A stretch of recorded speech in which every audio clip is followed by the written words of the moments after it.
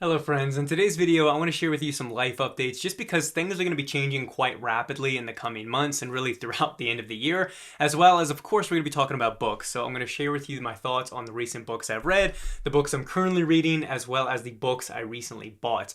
But before I get into all the book chatter, I will hold the suspense no longer. My wife and I are expecting a son this October and I couldn't be more excited. I'm not exactly sure how many more details I really should be sharing on YouTube, or really that I need to share. But overall, I'll just say that my wife and I are incredibly excited. We're incredibly, eager, nervous, all the emotions. She's, thankfully, her and the baby are incredibly healthy, and she's an absolute rock star. She's been crushing it through first trimester. We're almost, done with the second trimester. And yeah, it's just feeling more real day by day. Tomorrow we actually have our second ultrasound where they also do an anatomy scan and all of that. So just, as the baby's growing and growing and you're getting, more detailed photographs and stuff like that through ultrasounds, it's just feeling more real, basically, is the best way I can describe it. All of you parents, I'm sure, know the exact emotions, know what I'm describing. And me as a first time, soon to be parent, I'm being overwhelmed with all those same emotions and unknowns. But like I said, I just felt like I needed to share that because you guys are important to me. You are my community. And also, it's not something I could probably keep a secret on the channel. Once I have a newborn, it'll probably be quite obvious that something has changed. But on top of that, as I've mentioned over weeks now, my wife and I are also moving across the country. So we're moving across the country. She's midway through the pregnancy right now. A lot is occurring, a lot of stress, a lot of anxiety and coordinating and planning. And on top of all of that, I'm obviously still trying to read, and she is too, and trying to maintain some content in my work and all of that. So just a forewarning that come probably late July through November, things are going to be quite hectic. I plan to film a lot of videos ahead of time, and I know that all of you will be understanding if there's a lapse in content or in length of content and things like that. But I just want to forewarn you and also explain that there will be some exciting vlogs, like vlogging across the country, hitting different bookstores, whether it's in St. Louis or in Tennessee and these different states, will be fun. And I'll likely do some videos in Virginia because we're going to be staying with family in between houses, in between the house sale and the house buying process and all of that. We'll stay with some family and maybe have to stay longer depending on when the baby arrives. So just wanted to bring you along and update you basically, I guess, with what's going on in my life. Now, without further ado, let's get into the book side of things. And I have three books that I've recently read that I want to talk about. The first one I mentioned on the channel was Edmund Wilson's A Window on Russia. Now, this book definitely will be more fascinating to you if you are studying the Russian language because he not only examines, he kicks off the book with essentially a long essay about the foreigners or the Westerners' experience studying Russian and the intricacies of Cyrillic and the way that the Russian grammar, structure works and like the fundamentals of it and the logic basically and how it's quite formulaic and how it varies from English. But then he also brings up the language and has different excerpts within the original Russian when he's looking at Turgenev or Pushkin and different writers. But even if you aren't studying the Russian language, as long as you're fascinated by Russian literature, and specifically Turgenev, Pushkin, Tolstoy, I'd recommend picking this book up because what Wilson does that's quite useful is he leverages these different biographies that are published about these authors and explores the ways in which their relationships, their upbringing, and all these different, cultural, historical influences are reflected into their works. For example, he spends like 40 or 60 pages on Turgenev, which I found incredibly helpful when examining his works because of the relationship he had with his mother and how cruel and bitter she was to both Ivan and his brother as well. And you see that embodied in the character, personified in the character in Mumu, and how just, again, horrific and how ornery she was. And then Wilson also looks at Tolstoy and his multiple spiritual and religious transformations and how those impacted his writing throughout his life. So for those reasons, I actually found this really enlightening and helpful and a great resource to kind of refer to, especially for certain authors that I have yet to read. Even, for example, one poet named Tulchev, I believe is his name, who's not regularly known or talked about. It'll be nice to refer back to this once I've read some of his poems, or once I read more Pushkin and compare basically what Wilson had to say about his writing style and all of that. The second book is one I mentioned that I was working on, and that is book 2 of Mein Kampf by Karl Ove Knausgaard. Now, this book I did not enjoy as much as book 1, I'll say it off the bat. That said, I still found this book engaging pretty much from start to finish and flew through it. Different from book 1, there's no breaks between chapters or parts or anything like that, yet I find Knausgaard's writing just to be so smooth from one section or one tangent, one random thought to the next. It just flows seamlessly. And the one struggle I had was in the middle of this book when he was describing his kind of formative years or early years courting and dating his eventual second wife, which they're now divorced now. And once you read the book, you can kind of understand why it likely didn't work out, or at least partially understand why. And it's hard to gauge the veracity of exactly his, depiction of the relationship. But you can see right off the bat that they're just not compatible, and they're both not in an emotionally stable place for a relationship. And yet they just run away in this unabated, passionate way. And my struggle with this book and with him overall is you can just see how much of a narcissist he is, which might be obvious for a guy who wrote a 6-book autobiographical series about himself. But it really was difficult to read this and just see his unempathetic reactions and responses to his wife when she's pregnant, and the nerves and especially when I'm personally going through this. I know the anxiety and the constant fear my wife goes through day after day worrying about the baby, and I'm worrying about it too, but it's not literally in my body, on my mind 24/7 like it is for women.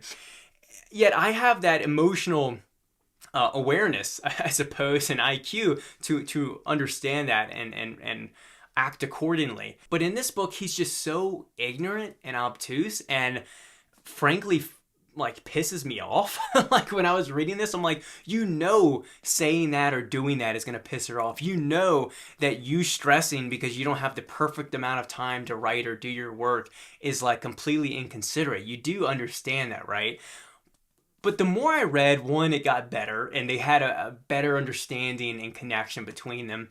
But more so, I also understood that, at least my takeaway from this book was not that, not purely how much of a piece of shit that Knausgaard is or was at this time, but I think why this book and why this series overall works so well, and why it's so attractive in a sense, is because it's permeated with human fallibility.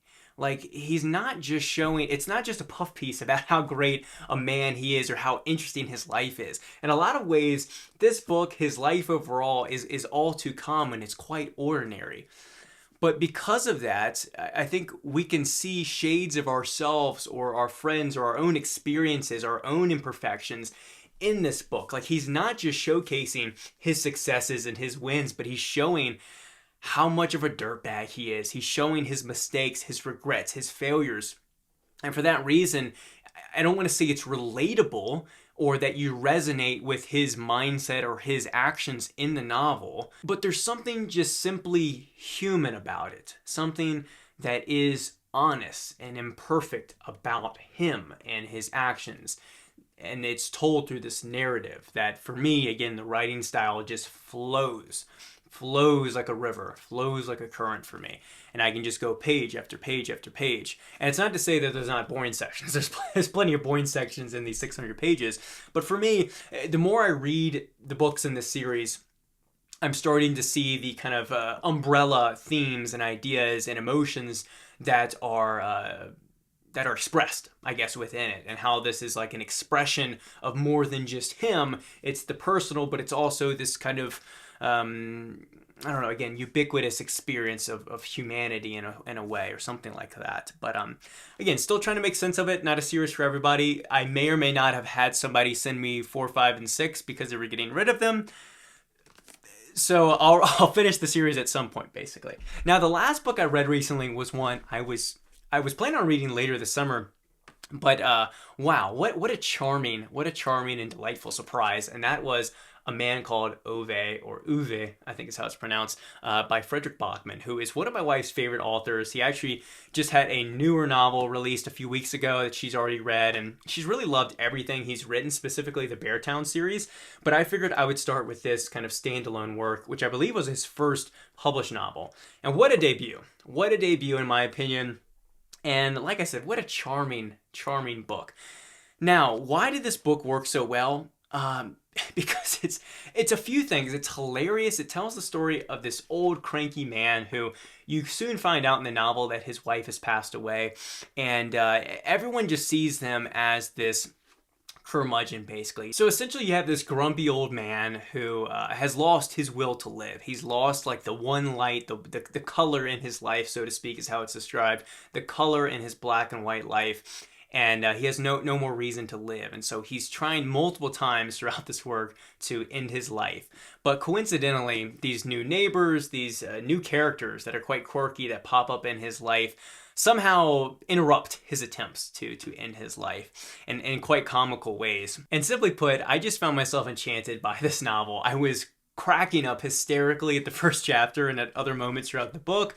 And then at other moments, I felt incredibly sentimental and even sorrowful because the book flashes back every other chapter to different moments in Uwe's life, whether it's with his father, the passing of his mother, the loss of his house, and of course his relationship with his wife who had passed away. So overall, I just found myself very impressed with this novel. I've never read a New York Times bestseller or any contemporary novel that has reached the amount of mainstream success as this book, but my wife was completely right in the way that she described Bachman's writing style. He has this almost, it might be a stretch to say, but Tolstoyan way of expressing and pointing out the idiosyncrasies of characters to show and unveil how multidimensional they are. So for example, Uwe might look on the surface as cantankerous and staid and standoffish, but then slowly he reveals the way that they're actually super kind-hearted, and there's this sugary substance underneath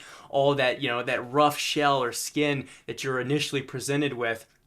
And overall, it's just a very endearing novel, and I recommend it if you are looking to kind of step your toes into something more contemporary. A lot of you already have.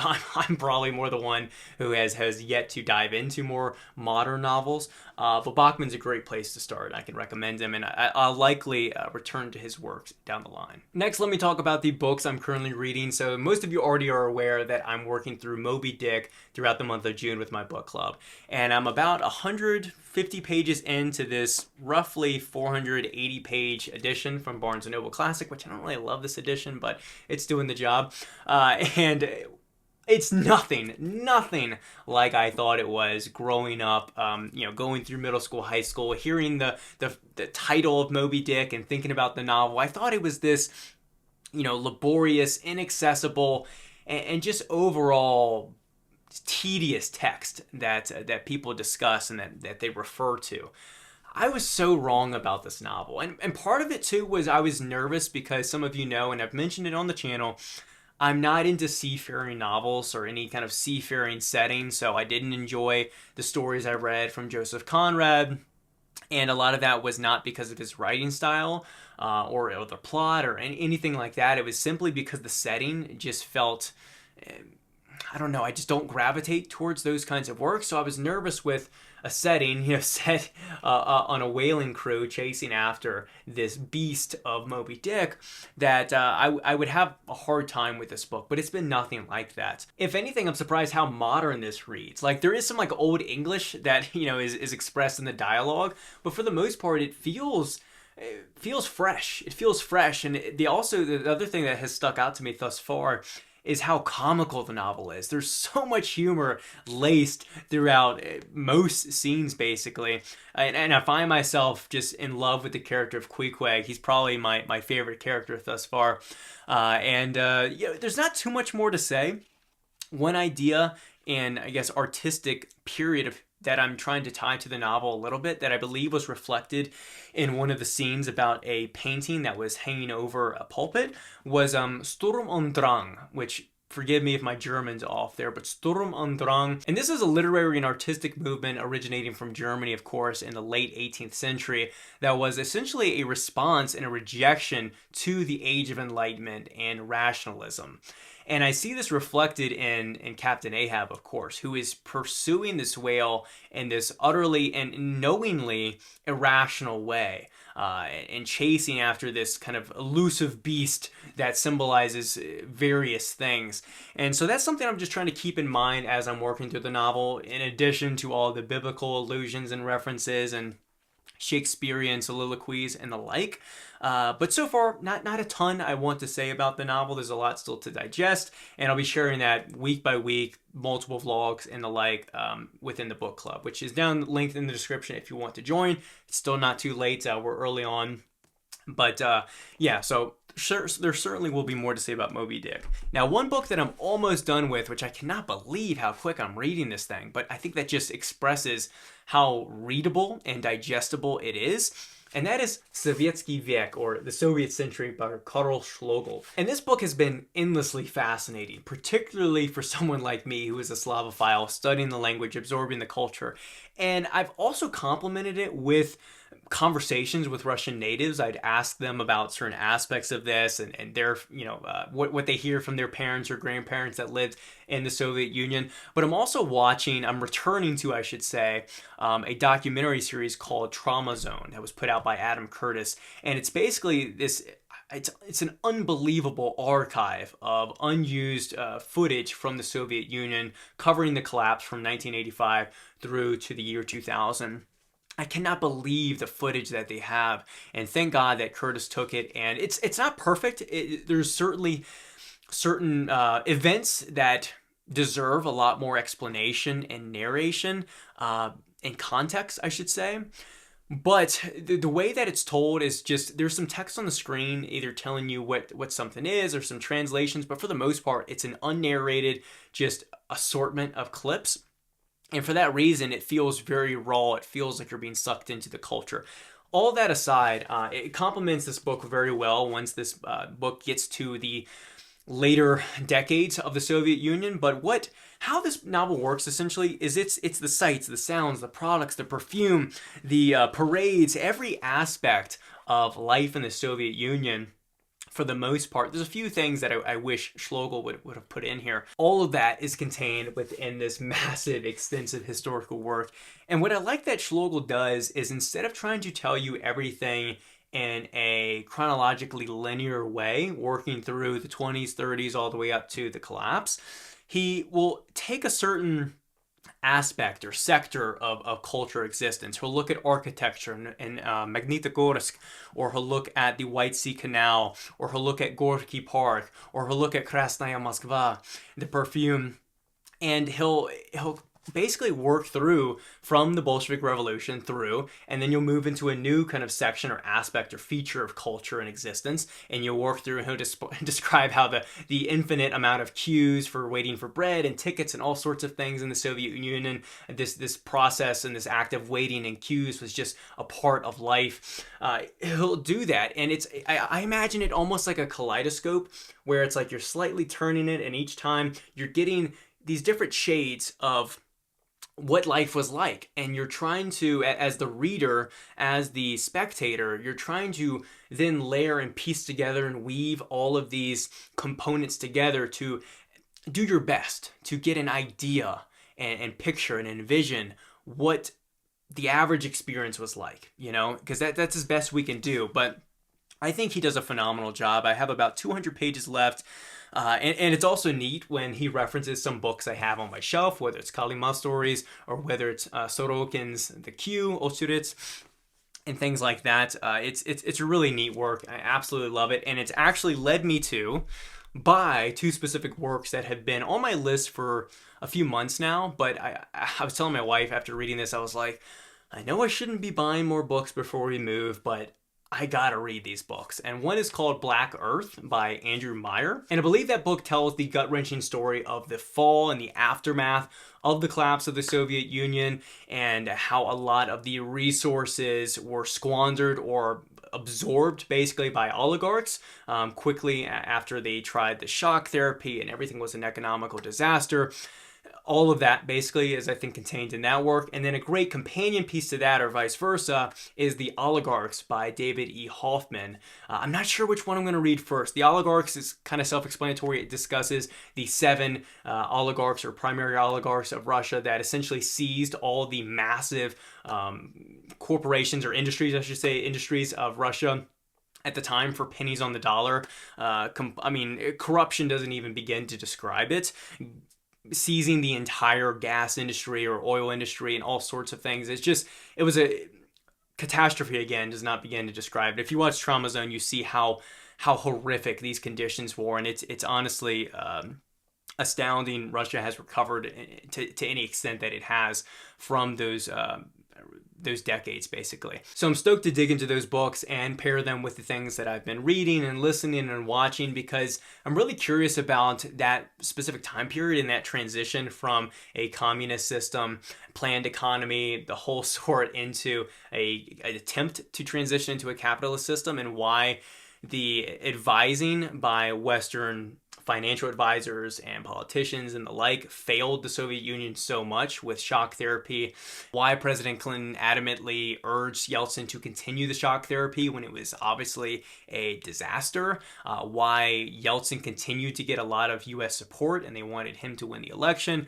All these geopolitical affairs are very fascinating to me, and of course their implications for today's world and corruption and oligarchs and politicians and all of that. So I think those works would be really fascinating. Like I said, I plan to read one kind of as soon as I get it, so like maybe late this weekend. And then the other one I might put off. So I'm not sure which one I'll start yet, but I think they'll be great works, and I'll be sure to let you guys know whether they are great works and why they're worth reading. So the last thing I want to share with you is the 2 books I bought, which I want to say shout out to David Murphy, who a lot of you already know from, well, his own YouTube channel, of course, but also his endless book hauls with Steve Donahue.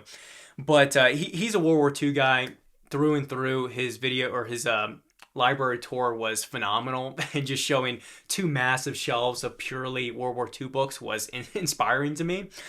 And it's something I've been tempted to get into. And so I emailed him, I asked him for some recommendations, and he gave me some great places to start. But coincidentally, I was already looking for specifically works from David M. Glantz. He's an American historian. And from my understanding, what he does a little bit different than other historians is when he looks at the battles on the Eastern Front between the Red Army and the German Army, is he tries to incorporate more of the Soviet accounts and reporting and data from it, rather than purely looking at the German or Western reports from those events, which of course both sides are capable of their own errors or inaccuracies and the like. But I was just curious to start again with the Eastern Front. If I'm already absorbing a lot of Russian history and I'm fascinated by the culture and all of that, it just makes sense to kind of use that keyhole, as David Murphy put it, start with the keyhole history book and then build out from there. And so I was looking for, I believe it's called When Titans Clash. It's a smaller but a good introductory work, I think, on the Eastern Front. However, I haven't been able to find that. But what I did find in my local bookstore, that I already had like $70 in used credit that I could use on used books. And lo and behold, I found these 2 volumes in perfect condition of Stalingrad, or what's it called, Endgame at Stalingrad by David M. Glantz. These are beautifully made by Kansas University Press, I believe. Now, the only downside is these are volume 3, book 1 and 2 of volume 3. And I believe the Stalingrad series is a 4-volume series. I think he even has like a 5th book that's just like a final kind of wrap up. But essentially 4-book series, and I of course bought the last volume essentially. I don't know if it's a big deal. It's not like I don't know what happens in World War II or who wins. I understand how history works, so I don't think it'll be a mistake to kind of start here since I already had them. They were 30 bucks each, I think full price. They're like $60, $70. So I got them in great condition. I already had used credit, so they were in some way free basically. And so I figured I'd grab them. Whether I start with them with my World War II exploration or not, we'll see. But I'm curious if any of you have read some of David M. Glantz with Jonathan House and what your takeaways are, or if you have other great resources or recommendations for the Eastern Front.